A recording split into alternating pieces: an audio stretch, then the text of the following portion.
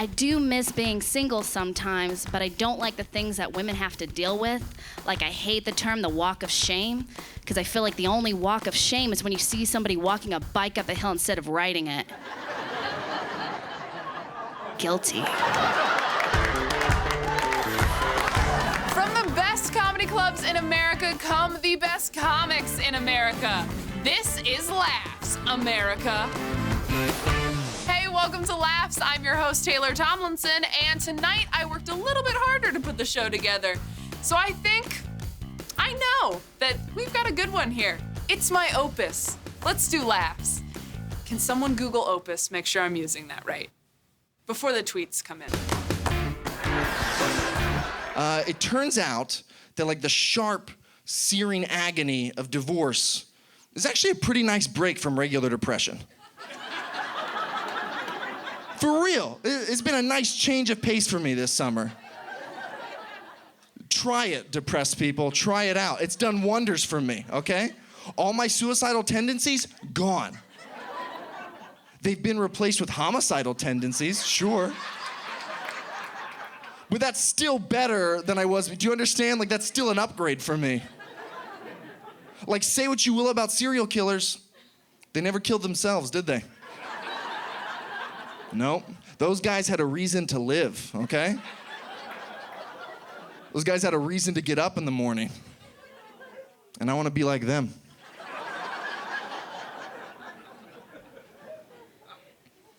If you get divorced, get off Facebook. Get off. You can't. I mean, I didn't, but you should, okay? It's too hard. It's too sad. It's a perfect time capsule of your entire relationship. I can get on her Facebook page and I can just scroll through 7 years of memories and photos and I can comment on every single one of them, which I did one day. It couldn't be, I was just too sad and I just had scrolled too far and I saw this photo of us and I just couldn't help it. I just wrote, "Oh my God, look how much younger and married we used to be, enter." And now that's at the top of her timeline, okay? And everybody's commenting on it. And then it just like the floodgates opened after that point. I was like, "Fun fact, you can only see one of Danielle's feet in this photo because the other one was already out the door, enter."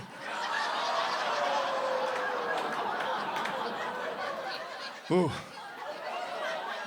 getting warmed up now. At one point, an old friend had written on her timeline, "Oh my gosh, beautiful, get back into my life already." And I commented, "Yeah, tell me about it." LOL. I think one of my favorite things about the city of Cleveland, Ohio, is the fact that the Cuyahoga River caught on fire. That's awesome. Absolutely. Most cities, water puts fires out. Our water caught on fire on 13 separate occasions. Do you know that that's the real amount of times? It wasn't like once or twice there's some fire on the river. Oh, no, a baker's dozen times.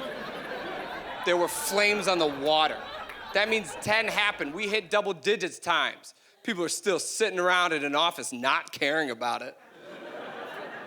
Going, whatever. Let it burn, go Browns.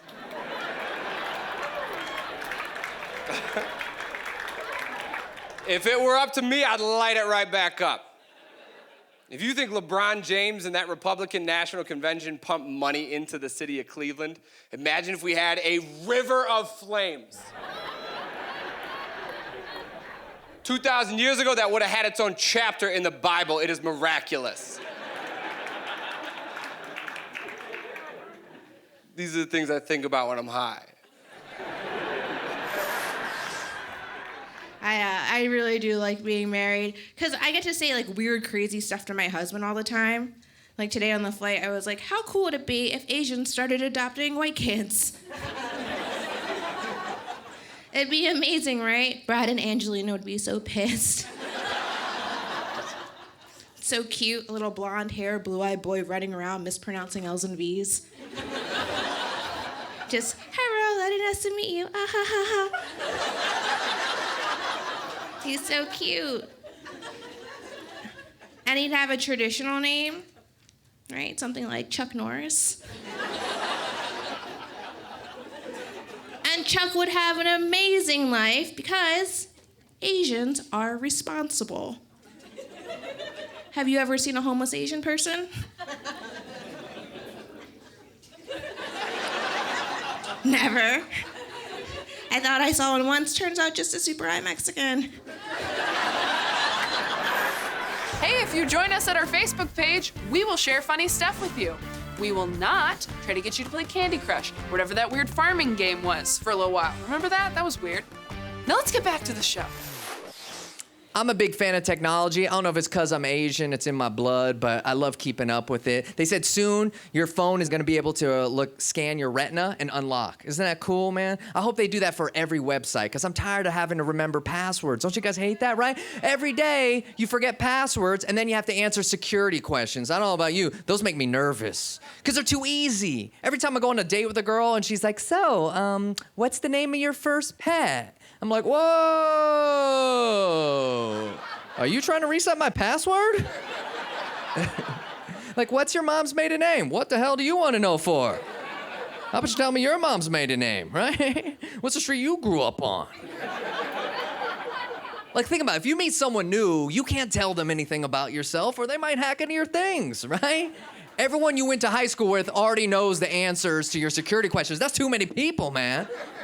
Every time I meet someone new, I'm real defensive. They're like, hey, when's your birthday? And I'm like, I'm sorry, I can't tell you that. Like, oh, what city were you born in? Can't tell you that either. What was your first car? If you ask me one more question, I'm gonna have to lock you out for 24 hours. Those are the rules. Right? Why is the security question so easy? It's too basic. Security questions gotta be something only you know, right? Well, lock it away, throw it away, just me. A security question's gotta be like, name the person you want to have sex with the most. Of the same gender as you. Hey, because now that's a secret. Right? For everybody, gay, straight, you got to think about it. Like, who should I put on there? Well, I know, put him down. And then if someone guesses, they probably won't even do anything. They'll just want to call you to talk about your answer, right? Like, hey man, I just broke into your Gmail, but you want to bang the uncle from Duck Dynasty? Really? That's disgusting. Sometimes you even have to do it on the phone. Like, I moved, I had to call my cable company, and the lady's like, sir, answer your security question. And I was like, okay, what is it, my first pet? She goes, what's your favorite restaurant? I was like, oh, I don't know what I said, Hooters or something, right? And she goes, no, and I had to name every bad restaurant I've ever been to in my whole life. It got real embarrassing. I'm making up weird names. I'm like, oh, it's an Asian place with a wacky play on words, like 90210 pho or something like that. It's raining ramen, maybe. She goes, okay, just give me your social security number. I was like, what? You could have just asked me that before. You know too much about me. She goes, okay, sir. I go, no. You gotta tell me what my favorite restaurant is. She's like, oh yeah, you said Mickey D's Nuts. And I was like, oh. I should have known me better than that. Oh, no, sit down. Okay, yeah, sit. Yeah, we have some of our favorite comics coming up. Real life is miserable. Where are you going? TV is where it's at. Laughs will be right back.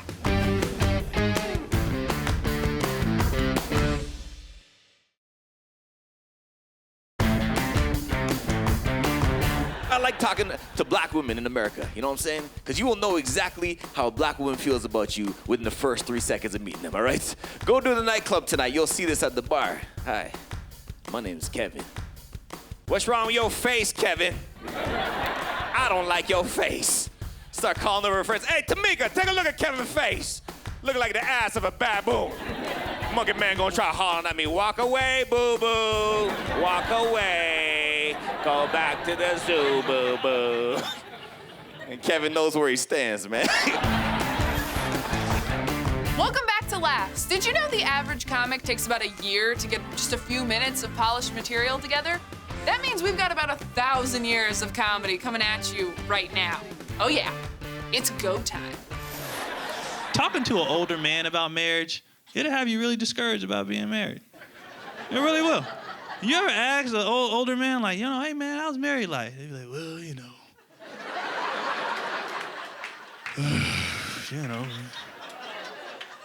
You got your good days, your bad days, you know. He's like, look, he doesn't even make eye contact with you. He just looks down the entire time. Almost like he's looking over his life, like, why did I do this? Like, he just looks so devastated. You're like, what, is it that bad? No. It's... And he just looks so defeated, you know? And he knows that, like, as a guy, you don't really care about his marriage. You're really asking, like, so you still getting it in, you know? Because that's the first thing people go to in marriage. You ask them, like, you know, how was it before you got married? And it's like, oh, man, before we got married, anytime, any place, she didn't care, man. She was a freak, man. She didn't care. Like, and it's like, wow, that's interesting. And then after you got married, well, you know.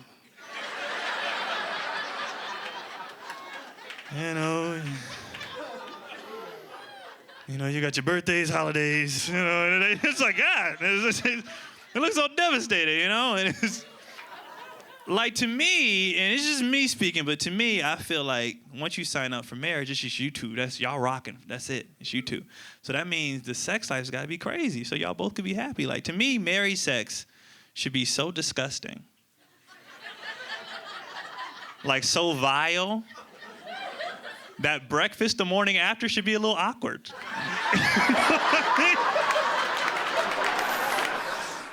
You know, I've realized the more people I date, the more I really like my boyfriend.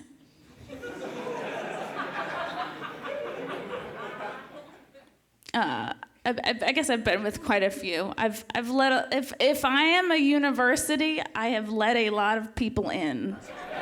You know what I mean? But you know who's also let a lot of people in? Princeton. Right? Nobody ever says anything bad about Princeton. Why? Because percentage-wise, Princeton is actually pretty picky. You know? It's not about who you've been with, it's who you've said no to. Right?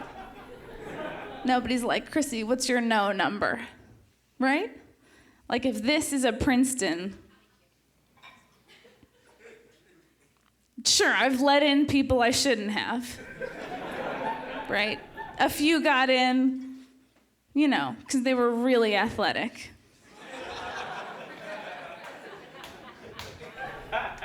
You know? A few got in because they were Puerto Rican. You know? They can't all be white, you know? That looks bad on the pamphlet. You have to see yourself represented in the pamphlet, you know? Like, could you see yourself coming here, sir?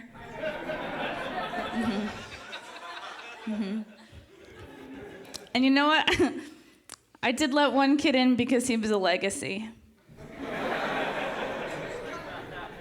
You're a smart crowd.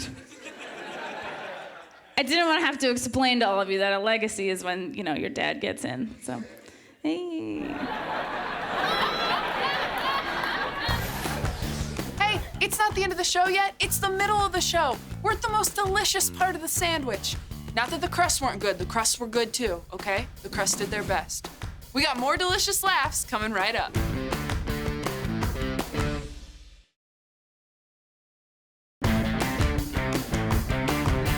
Dating someone now, she's cute, and thank God for that. I'm really happy, man. Like, I don't like telling my friends I'm in a relationship because my friends are kind of crappy about it. They always ask very personal questions. First question my guy friends ask me is she hot? And I don't like that question, you know, especially if she's not. And then you got to make up stuff that sounds flattering. That's kind of hard. Just, oh yeah, man, she's got a sturdy back. She can carry me everywhere she goes. Welcome back to Laughs. All right, the nerds in corporate tell me we are running at about 3 LPMs. That's 3 laughs per minute. It's pretty good, but we want to do better, all right? So here is our funniest. I'm a lesbian. You can stop thinking about it. I am gay. You guys hear about the pastor in the South who said he'd unlock the problem to getting rid of the gays? It's on YouTube. It's amazing. You should watch it. He's like, well, the first thing we gotta do, take all the lesbians, put them in a big electrified fence, cage them in. Stop right there. I'm in.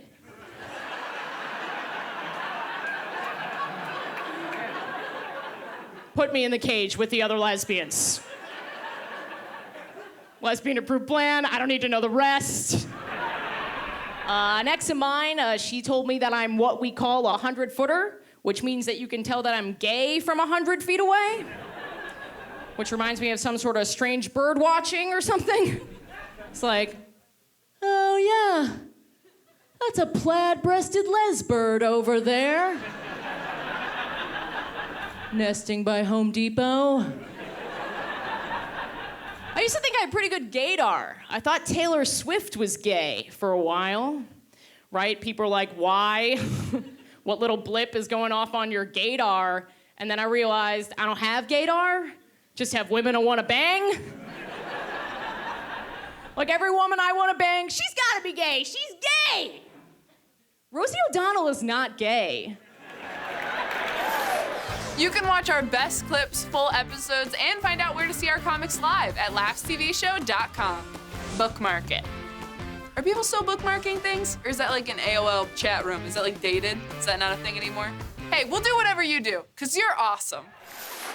I had my kids late in life. My oldest is 18, and I just sent him off to college, which I thought we were prepared for. You know what I mean? He's living there.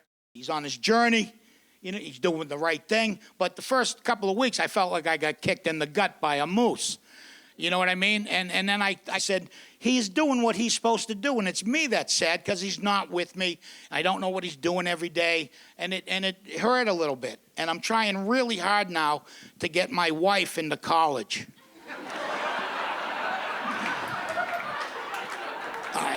You ever call your kids and you know they're in the house? And they just answer you and don't come like you didn't want them? My son's name is Gus, and I'll go, Gus! And I'll go, yeah. Okay, just checking. That's all I was doing. Just standing in the kitchen all empty inside. If only that kid would say, yep, my life would be whole again. Like I decided to have roll call all of a sudden. You know, Gus, present. All right, we can go on with our day. The kid's in the house. Let's move it. Coming up, it's my favorite part, the last laugh.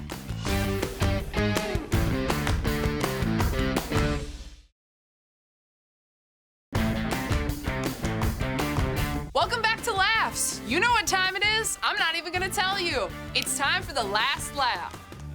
I wasn't gonna tell you. Whatever, it's here. It's here right now. I decided I'm a young single lady. I'm gonna have one of those one-night stands. Have you guys do this? I don't recommend it. I don't recommend it at all. Because this guy, he sent me pictures of his junk. I'm not a fan. The groans in the audience say other women have received these images. It's no good.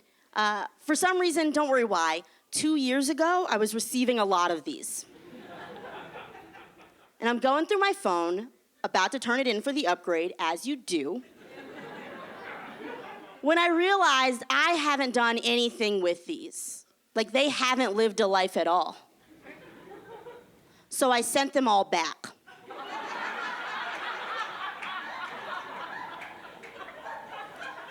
If you want someone to respond to your text messages very quickly, send them a picture of their own penis.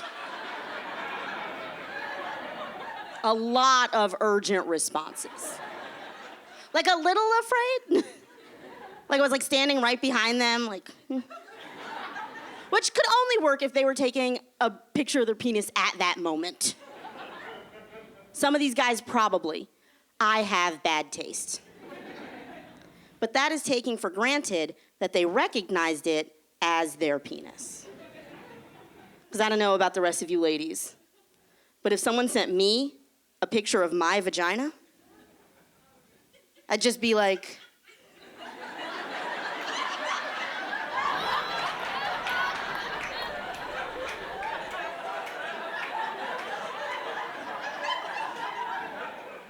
what is that? I can't tell. It's very dark. I don't know. I don't know. It's dark because I'm black. You guys, I don't know how much you would know that. It's like a joint thing. It's all connected. Guys, I'm Kenise Mobley. Have a great night. Man, 3 words. Best show ever. Am I right? I know. You were like 10 minutes in, like, oh my gosh, this is the one. You were correct. It was the one. But you know what? Next week, gonna be even better. It's like when you marry your college sweetheart and you're like, I did it, but then you get divorced and you find somebody else and you're like, oh my gosh, no, this one is it. That's what next week is, your post-divorce mistress. We'll see you there.